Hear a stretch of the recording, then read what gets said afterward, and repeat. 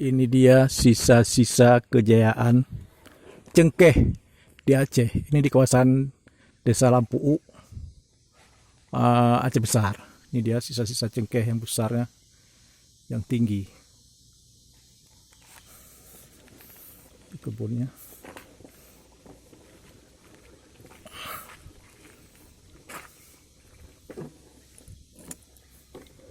Ini dia cengkeh. Nah, ini ada yang baru ditanam kembali, peremajaan cengkeh. Dan itu pohon-pohon yang sudah lama. Ini pohon-pohon cengkeh. Ini yang udah berusia puluhan tahun. Cengkehnya yang sudah berusia puluhan tahun ini dia. Nah, ada peremajaan. Nah, di sini juga ada cengkeh. Ini adalah kebun cengkeh. Desa Lampu ditutupi oleh pohon-pohon belimbing. Nah, ini pohon-pohon cengkeh nih.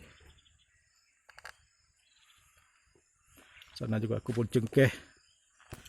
Luas kebun cengkeh di sini. Nah, ini kebun cengkeh. Nah. Di kawasan ini dulu pada tahun 80-an menjadi daerah sentra produksi cengkeh. Masyarakat di sini kaya dengan cengkeh.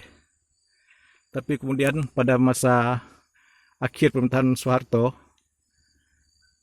dengan diambilnya tata niaga cengkeh oleh BPPC yang dikelola oleh Tommy Soeharto, jatuhlah harga cengkeh.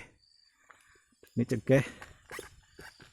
Nah, jadi masyarakat ini adalah sisa-sisa cengkeh pada masa lalu yang masih ada, tapi sekarang harganya sudah mulai ada harga lah, bisa dijual.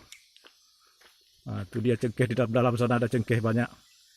Kebun-kebun di Lampu nih masih banyak cengkeh. Selain itu mereka juga menanam kelapa. Nah, kelapa banyak juga. Karena ini pesisir dekat gunung dan dekat dengan laut. Nih, jadi gunungnya bersambung dengan laut di kawasan ini. Nah, cengkeh ini gunung-gunung batu. Nah,